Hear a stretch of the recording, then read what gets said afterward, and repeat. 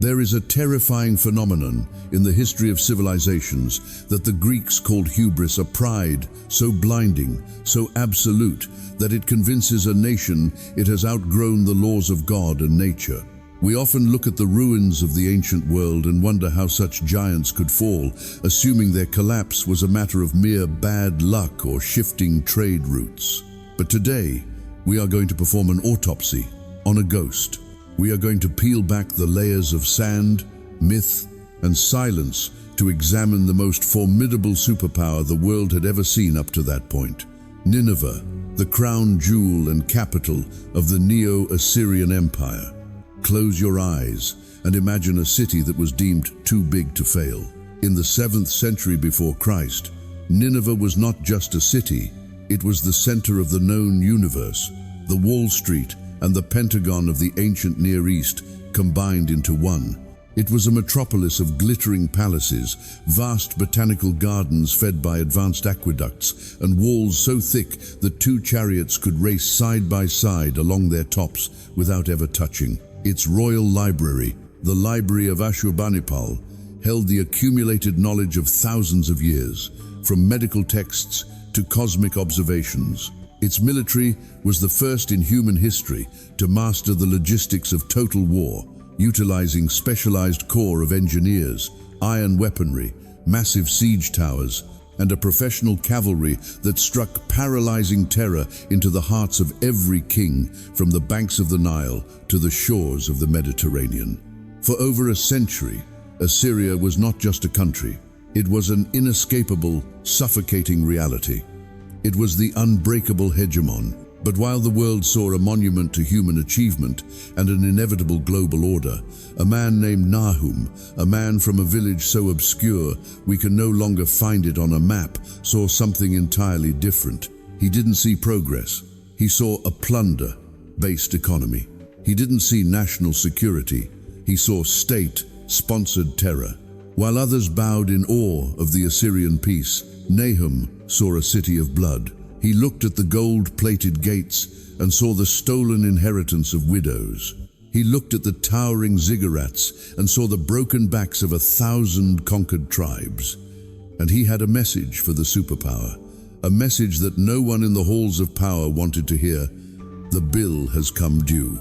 For our listeners today, particularly those in America, the Book of Nahum is perhaps the most uncomfortable book in the entire biblical canon. It doesn't offer a self-help guide for personal happiness or a gentle pat on the back for our private virtues.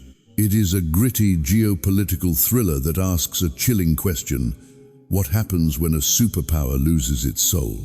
What happens when a nation's prosperity is built on the systematic exploitation of the weak, the manipulation of international markets, and the worship of its own military shadow? In the halls of Washington, in the high-stakes boardrooms of our financial capitals, and even in the quiet pews of our churches, the echo of Nahum's voice still rings with a haunting resonance. He warns us that no amount of military technology, no amount of economic dominance, and no river gates can protect a nation when it sets itself against the fundamental moral order of the Creator. The Assyrians believed they were the exception to history. They believed that because they were the great lion, they could tear and rend the world without consequence. They believed that God, if he existed, was either on their side because of their success or too weak to stop their march. They practiced a form of political theology where might made right, and their success was the only proof of their righteousness they required. But Nahum introduces us to a different kind of God. Not a tribal deity who plays favorites based on national identity, but a sovereign of history who acts as the ultimate arbiter of the world's affairs. He is the great judge of international law, a God who does not care about the size of a nation's GDP or the reach of its missiles if that nation has become an engine of cruelty. In this story, we aren't just reading ancient poetry or dusty history. We are witnessing the collapse of an ideology. We are going to watch as the lion's den is turned into a mass grave by the very forces it sought to control.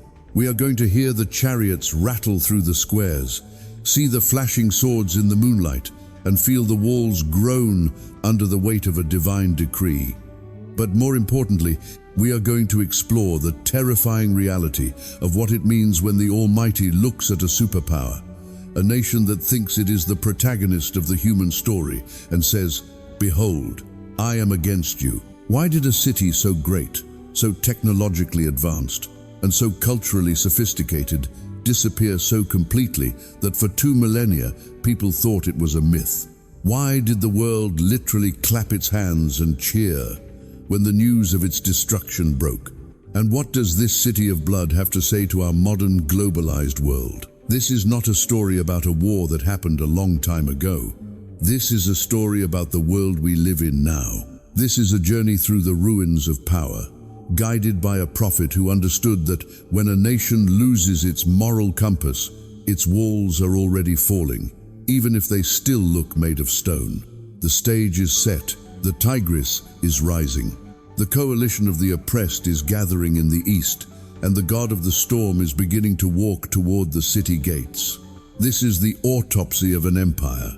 This is the Book of Nahum. The opening of the scroll of Nahum does not begin with a map, a troop movement, or a diplomatic dispatch. It begins with a vision of the divine courtroom. To understand the geopolitical fall of a superpower, we must first understand the character of the sovereign who presides over the nations. In the first chapter, Nahum presents us with a portrait of God that is both majestic and terrifying, a portrait that challenges the very foundation of imperial pride. The prophet begins with a declaration that sounds jarring to our modern, sanitized ears. The Lord is a jealous and avenging God.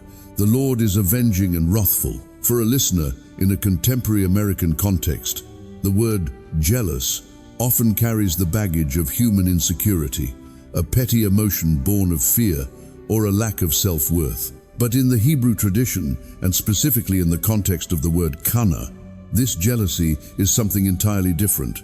It is the fierce, protective zeal of a creator who refuses to allow his moral order to be mocked or his children to be trampled indefinitely. This is not the jealousy of a toddler. It is the jealousy of a wall of fire. It is the holy intolerance of evil. When we apply this to the sphere of geopolitics, we see a profound truth. God is not a neutral observer of history. He is not a silent partner who stays out of international affairs. For the Assyrians, their gods Ashur and Ishtar were extensions of their own national ego. Their gods wanted what the state wanted: more land, more slaves, more gold. But the God of Nahum is not a nationalistic mascot.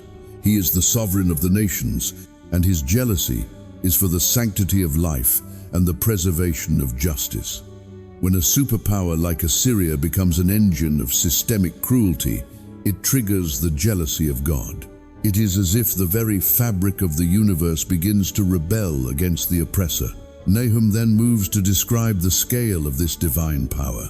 The Lord is slow to anger and great in power, and the Lord will by no means clear the guilty. This is a critical geopolitical warning. To the leaders in Nineveh, God's slowness to anger looked like absence. Because they hadn't been struck by lightning the moment they began their conquests, they assumed they were immune. They mistook God's patience for permission. But Nahum reminds us that the guilty are never cleared. Their debt is simply being recorded. There is a statute of limitations on human cruelty, and Nineveh was reaching its end. The prophet uses the imagery of the natural world to show the futility of human fortifications. His way is in whirlwind and storm, and the clouds are the dust of his feet. Think about the massive infrastructure of the Assyrian Empire, the aqueducts that brought water from miles away, the massive granite walls, the ironclad chariots. Nahum says that to the Almighty, the most violent supercell storm is just a dust cloud kicked up by his footsteps. He rebukes the sea and makes it dry. He dries up all the rivers. Bashan and Carmel wither, and the bloom of Lebanon fades. These were the resource hubs of the ancient world. Bashan was known for its livestock, Carmel for its vineyards, and Lebanon for its legendary cedar forests. In modern terms, this would be like saying the oil fields of Texas, the farmlands of the Midwest, and the tech hubs of Silicon Valley all wither at a single word from the Lord. If the very earth quakes and the mountains melt before him, what chance does a city of sun-dried bricks have? Nahum is stripping away the Assyrians' sense of security. He is telling them that their strategic depth and their natural borders are non-existent in the face of divine judgment. Then, in verse 7, we hit the eye of the storm, the theological heart of the book. The Lord is good, a stronghold in the day of trouble. He knows those who take refuge in him. This is the stronghold that matters. In the geopolitical arena, nations are constantly searching for a stronghold, be it a missile defense system, a trade alliance, or a massive navy.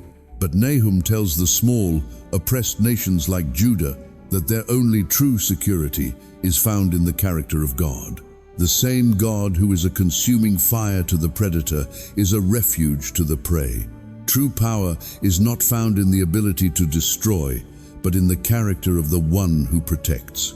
But for Nineveh, there is no refuge. But with an overflowing flood, he will make a full end of her place and will pursue his enemies into darkness. Here, Nahum uses the language of full end. In international relations, we often talk about containment or regime change. But God's judgment on Nineveh is not a diplomatic slap on the wrist. It is a total erasure. He asks the Assyrian leadership, "What do you plot against the Lord?" He will make a full end. Trouble will not rise up a second time. This is a chilling statement on the finality of God's intervention. He describes the Assyrian elite as entangled thorns and drunkards, people who are so intoxicated by their own power and success that they cannot see the fire until it is at their robes. They are like dry stubble, ready to be consumed. Nahum even identifies a specific wicked counselor who plots evil against the Lord. Whether this was King Sennacherib, Ashurbanipal, or a personification of the Assyrian state, the message is clear. When a government's policy becomes a plot against the Lord, meaning a plot against the moral law of the universe, that government has already signed its own death warrant. The chapter concludes with a shift in focus toward the victims. God speaks directly to Judah. "Though I have afflicted you, I will afflict you no more. And now I will break his yoke from off you, and will burst your bonds asunder." This is the language of liberation. The yoke was the heavy wooden bar used to control oxen, and it was the primary symbol of Assyrian imperial dominance. For generations, the nations had been yoked to Nineveh, forced to march to their drum and pay their taxes. God declares a breakout. The hegemony is ending. And finally, the vision of the messenger. "Behold, upon the mountains, the feet of him who brings good news, who publishes peace." This is the ultimate geopolitical tin mung. To a nation that has lived under the constant threat of invasion, peace is not just the absence of war, it is the presence of God's justice. The messenger on the mountain is announcing that the wicked one will never again pass through.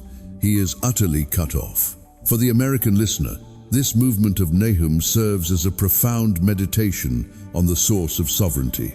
It reminds us that no matter how advanced our defense umbrellas may be, or how influential our diplomatic reach extends, we are all living in a world governed by a God who is slow to anger but great in power. He is the arbiter who watches how we treat the least of these in our global village. He is the one who decides when a yoke has been worn for too long. The storm is no longer on the horizon. It is at the gates. Now, the camera of history zooms in. We move from the heavenly court and the abstract theology of sovereignty into the grit, the smoke, and the terrifying kinetic energy of the battlefield. If the first movement of Nahum was the why, the second movement, chapter 2, is the how. This is the moment where the geopolitical theory of hubris meets the cold, hard reality of tactical failure. For the American listener, this section functions like a high-definition war documentary, capturing the precise moment when a global superpower's invincible defense system collapses in real time. Nahum begins with a shout of frantic alarm, dripping with the darkest of ironies. The scatterer has come up against you. Guard the ramparts, watch the road, gird your loins, collect all your strength. In the language of modern intelligence, this is the red alert. The scatterer refers to the rising coalition of the Medes and the Babylonians. For decades, these nations had been the vassals, the underdeveloped territories that Assyria viewed with contempt.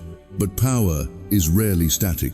While Nineveh was basking in its own glory, its enemies were learning, adapting, and unifying. The very people Assyria had scattered across the earth were now coming back as a unified force to scatter the scatterer. Notice the prophet's tone. He isn't giving Nineveh helpful advice. He is mocking their confidence. He is telling them to gird their loins because he knows their strength has already evaporated from the inside out. This is the first great lesson in the hubris of power. When a nation's security is entirely external, found only in its walls and weapons, it has already lost. The spiritual and moral rot of Nineveh had made its loins weak long before the first Babylonian ram hit the gate. The description that follows is one of the most vivid and rhythmic pieces of poetry in human history. Nahum captures the visual terror of the approaching coalition. The shield of his mighty men is red. His soldiers are clothed in scarlet. This was not a poetic flourish. The Medo-Babylonian armies were historically known for their red shields and tunics. But for the reader, the color symbolizes the inevitable. The city of blood is about to be bathed in its own hue. The chariots flash with steel like torches. Imagine the sun glinting off the iron scythes attached to the chariot wheels, the tanks of the ancient world. The cypress spears are brandished, creating a forest of death on the horizon. For the American audience, who understands the overwhelming power of a shock and awe campaign, Nahum's description of the chariot charge resonates deeply. The chariots race madly through the streets. They rush to and fro through the squares. They gleam like torches. They dart like lightning. This is the sound of a superpower's urban center being turned into a killing zone. The very streets that were built for parades and royal processions are now clogged with the machinery of destruction. There is no safe zone. There is no green zone. The war has arrived at the front door of the elite. Then, Nahum highlights the failure of the command structure. The king of Assyria summons his officers, but they stumble as they go. This is a classic symptom of a decaying superpower. Bureaucratic and leadership paralysis. When the crisis hits, the officers, the men who rose through the ranks of an arrogant system, don't know how to lead. They trip over their own feet. They hasten to the wall. They set up the mantelet, the defensive shield used to protect archers. But it is a desperate, late-stage effort. The system is overwhelmed. And then comes the turning point, the geopolitical black swan event that Nineveh never saw coming. The river gates are opened. The palace melts away. To understand the weight of this verse, we must understand the geography of Nineveh. The city was situated at the confluence of the Tigris and the Kosor rivers. Its engineers were the best in the world. They had diverted rivers into massive moats that made the city an island of stone. They believed the water was their greatest ally. However, historical records and archaeological findings suggest that during the final siege in 612 BC, heavy rains caused the rivers to swell to unprecedented levels. The coalition forces may have diverted the Kosor River or opened the sluice gates, using the water as a battering ram. The very element the Assyrians trusted for their protection became the instrument of their ruin. The palace, the symbol of their global hegemony, literally melts or dissolves as the foundations are washed away. This is a profound geopolitical metaphor. The very systems we build for our security often become the vulnerabilities that destroy us. For the modern world, this could be our dependence on a global digital infrastructure, our reliance on complex supply chains, or our trust in natural barriers that are shifting due to a changing world. When the river gates of our systems open, no amount of stone can stop the flood. The aftermath is described with a haunting, funereal beauty. Nineveh is like a pool whose waters run away. "Stand, stand," they cry, but none turns back. The population is evaporating. The soldiers are deserting. The pool, which once held all the wealth and power of the world, is now just a hole in the ground. The call for order is ignored because the fear is absolute. Then comes the call to the victors: plunder the silver, plunder the gold. There is no end of the treasure or of the wealth of all precious things. For centuries, Assyria had been a vacuum for the world's wealth. Every time they conquered a nation, they brought back the silver, the gold, the cedar, and the livestock. Their palaces were museums of stolen goods. Now, the vacuum is reversed. The redistribution of wealth is happening through the edge of a sword. The gold that was taken from the temple in Jerusalem and the temples of Egypt is now being carted off to Babylon. Nahum stands over the smoking ruins and delivers the final verdict. Desolation, desolation, and ruin. Hearts melt and knees tremble. Anguish is in all loins. All faces grow pale. This is the psychological collapse of a superpower. The people who once viewed themselves as the masters of the earth are now reduced to a state of primal terror. Their identity was so tied to their power that when the power vanished, their hearts melted. He concludes this section with the famous taunt of the lion. Where is the lion's den, the feeding place of the young lions, where the lion and lioness went, where his whelps were, with none to make them afraid? In Assyrian iconography, the lion was the state symbol. The kings called themselves the Great Lion. They held ritual lion hunts to prove their dominance over nature. They were the apex predators. They lived in a den, Nineveh, where they felt none could make them afraid. But Nahum asks, where is it? It's gone. The predator has been erased. The lion that strangled prey for his whelps and filled his caves with plunder is now nothing but a memory. The voice of his messengers, those feared diplomats who traveled the world demanding tribute, will no longer be heard. For the American listener, this second movement of Nahum is a sobering reminder that military dominance is a temporary shield. History is a graveyard of lions who thought they were at the top of the food chain. We are reminded that true security is not found in guarding the ramparts, but in the stronghold we discussed in chapter 1. The city has fallen. The lion is dead. Now, we must ask the question that haunts every fallen empire. Why did we think we were the exception? We now come to the final, most haunting movement of Nahum's prophecy, chapter 3. If the previous movements were the why and the how, this final section is the eternal warning. It is the moral and geopolitical autopsy of a corpse that hasn't realized it's dead yet. For the American listener, this chapter is perhaps the most relevant because it moves away from the battlefield and into the boardrooms, the marketplaces, and the diplomatic corridors of power. It describes a superpower, not just as a military force, but as a systemic predator. The prophet begins with a funeral dirge that sounds like a scream across the centuries. Woe to the bloody city, all full of lies and booty, no end to the plunder. The Hebrew word for woe is hoy, a cry of deep mourning. Nahum is presiding over the funeral of a civilization that is still currently the most powerful on earth. He calls it the city of blood. In the language of modern geopolitics, he is describing an extractive state. Assyria's economy was not built on innovation, fair trade, or the mutual flourishing of nations.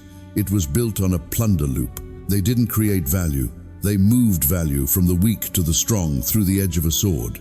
In a modern context, we might call this systemic injustice or predatory capitalism. Every gold leaf on the temples of Nineveh was paid for by the starvation of a child in a conquered province. Every luxury in their markets was booty from a scorched earth campaign. Nahum is telling us that any economy built on the suffering of others is a house built on sand. It may look like a skyscraper today, but the foundation is already liquid. Then, Nahum pivots to one of the most provocative metaphors in the Bible.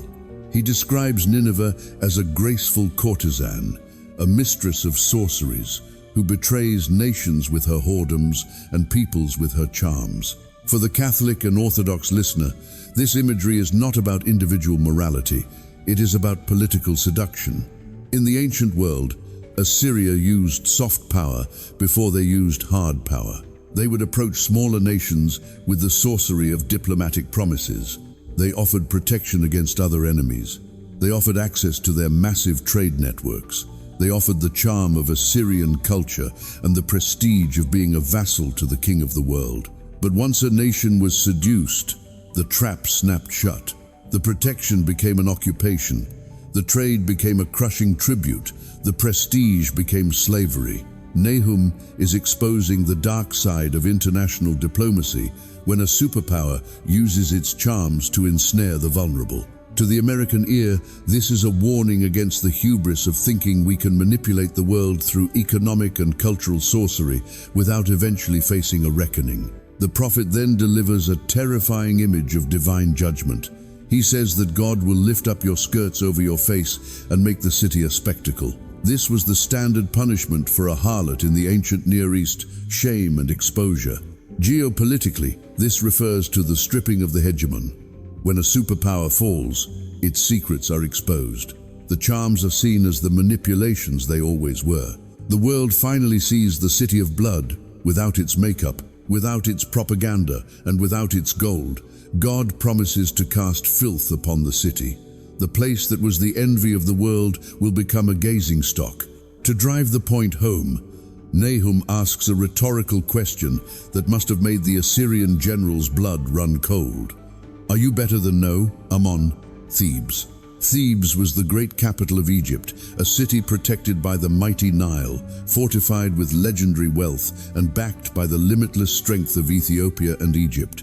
Yet, just a few decades prior to Nahum's writing, the Assyrians themselves had sacked Thebes. Nahum is using their own victory against them. He is saying, "You remember when you thought Thebes was invincible? You remember when you marched their nobles away in chains?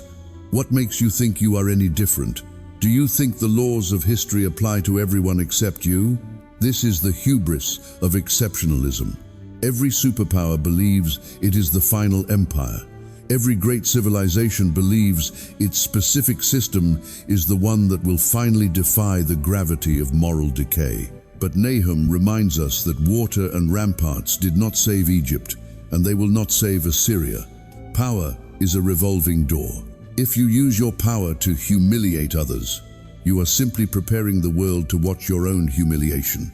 Nahum then describes the internal collapse. He looks at the merchants of Nineveh, who were more numerous than the stars of heaven. These were the elite who benefited most from the empire's plunder. But Nahum compares them to locusts. When the sun is out, when the empire is profitable, they are everywhere, devouring everything. But when the sun rises, they fly away. This is a profound geopolitical insight into the flight of capital. When a nation enters a crisis, those whose loyalty was bought by profit are the first to desert. The merchants and the officers who basked in the glory of Nineveh don't stay to fight for its soul. They fly away to the next profitable venture. A nation built on greed has no citizens, only customers, and customers leave when the service is bad. The prophecy ends with the incurable wound. Nahum looks at the leadership and says, "Your shepherds are asleep, your nobles slumber." The people who were supposed to be the watchmen of the nation have checked out. They are either dead, indifferent, or paralyzed by the scale of the disaster. The population is scattered on the mountains, with none to gather them. The social fabric has completely unraveled. And then, the final, chilling verse. It is the only book in the Bible that ends with a question. And it is a question that summarizes the entire geopolitical theme of the hubris of power. There is no assuaging your hurt. Your wound is mortal. All who hear the news of you clap their hands over you. For upon whom has not come your unceasing evil? For the American listener, this is the most haunting image of all. It is the clap heard round the world. Usually, when a major global power collapses, there is a global recession, mourning, and fear of what comes next. But when Nineveh falls, there is a universal standing ovation. Why? Because their evil was unceasing. They had made themselves so hated, so feared, and so oppressive that their destruction was viewed as a divine act of liberation for the entire human race. Nahum is warning us that the ultimate national security is not found in the number of our merchants or the strength of our shepherds. It is found in whether the world will mourn or clap when we are in trouble. A superpower that builds its legacy on unceasing evil, even if it calls that evil national interest, is a superpower that is ultimately alone in its final hour. Nineveh did not just lose a war, it lost its right to exist in the eyes of God and man. And so, the great lion became a ghost, the city of gold became a mound of dirt, but the small prophet remains. Nahum's voice outlasted the chariots of Assyria because he spoke a truth that no empire can conquer. Justice is not a human invention, it is a divine decree. And no one, no matter how many stars are in their flag or how many merchants are in their streets, is above the law of the Lord. We come now to the final silence. After the shouting of the captains, after the rattling of the scythed chariots, and after the terrible applause of the nations has faded into the wind, we are left with the dust.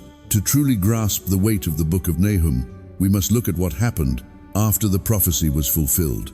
In the world of geopolitics, we often talk about legacy and the long arc of history, but for Nineveh, the legacy was a total, terrifying erasure. When the Greek historian Xenophon marched his army of 10,000 past the site of Nineveh in 401 BC, barely 200 years after the events described by Nahum, he saw massive, abandoned ruins. He asked the local people who had built such things. They didn't know. They told him stories of a people called the Medes, who had once lived there. The name Assyria had been so thoroughly scrubbed from the collective memory of the region that the greatest empire the world had ever seen was now just a pile of unidentified stones. This is the ultimate end of the hubris of power. It is not just defeat, it is the loss of a name. For the American listener, this is a haunting meditation. We live in an age of digital immortality, where we believe our achievements, our data, and our influence will live forever in the cloud. But Nahum reminds us that when a nation builds its house on unceasing evil, the very earth itself seems to conspire to bury the memory of that nation. The Tigris rose, the sands blew, and God's silence resumed. For 2 millennia, Nineveh was a ghost story told in the pages of the Bible, a myth until the shovels of the 19th century proved that Nahum had been right all along. As we reflect on this personal analysis of the text, we have to ask, why does the Catholic Church keep this book in the canon? Why do we read about piles of corpses and harlotries of the nations in our holy scriptures? It is because Nahum provides a necessary moral North Star for our understanding of power. In our modern, globalized world, we are often tempted by two extremes. On one hand, we fall into a passive pacifism, where we think God doesn't care about geopolitics and that we should just ignore the city of blood in our midst. On the other hand, we fall into a nationalistic hubris, where we believe our own country is the new Nineveh, invincible, exceptional, and above the moral law. Nahum rejects both. He tells the victim, God sees, God hears. Your cry for justice is not a sin, it is a prayer that moves the heavens. And he tells the superpower, you are not the protagonist of history, you are a steward of power. And if you use that power to create a city of blood, the same stronghold that protects the weak will become the storm that levels your palaces. For us in the West, and particularly in America, the hubris of power is a constant temptation. We have the merchants more numerous than the stars. We have the charms and sorceries of our cultural influence. But Nahum's geopolitical autopsy shows us that an empire is like a human body. It doesn't die when its skin is pierced. It dies when its heart stops. The heart of a nation is its justice. When a nation ceases to care about the yoke it places on others, it has already begun to melt away from within. Looking back at this journey, my personal takeaway is one of profound, sober hope. Nahum is a difficult book because it forces us to look at the dark side of the divine. But in that darkness, we find a God who is passionately, aggressively in love with justice. We find a God who refuses to let the great lion have the final word. To the person feeling small, oppressed, or forgotten in a world of giants, Nahum is a consolation. It is the promise that the stronghold is real, and that the Tin Mung, the good news, is that the tyrant's reign is always temporary, but the kingdom of God is eternal. I want to thank you from the bottom of my heart for staying with me through this deep, intense exploration of the Book of Nahum. It is not an easy journey. It is a path through smoke and ruins, through difficult questions about wrath and power. But by walking this path, we gain a perspective on the world that is rare in our shallow, fast-paced age. We gain the geopolitical wisdom of the prophets. If you found value in this deep dive, if it challenged your thinking or deepened your faith, please consider supporting this mission. You can do that very simply. Hit that like button right now. It tells the platform that these deep biblical stories matter. Subscribe to the channel and join our community of seekers and believers. Turn on the notification bell so you're the first to know when we release our next scripture storytelling video. We have so many more ghosts to visit and so many more prophets to hear. But most importantly, I want to hear your voice. Please comment below. How do you see the hubris of power playing out in our world today? Do you find Nahum's city of blood warning relevant to our modern economic systems? Or perhaps you have a reflection on the stronghold of God in your own life? I read your comments, and they are the lifeblood of this channel. Share this video with your friends, your parish groups, or your family. Let's bring these small prophets back into the big conversations of our time. Stay tuned for our next episode, where we will continue to unwrap the mysteries of the Word, finding the light that shines even in the most shadowed corners of the Bible. Until then, remember, the Lord is good, a stronghold in the day of trouble. Take refuge in Him. Thank you, God bless you, and I will see you in the next story.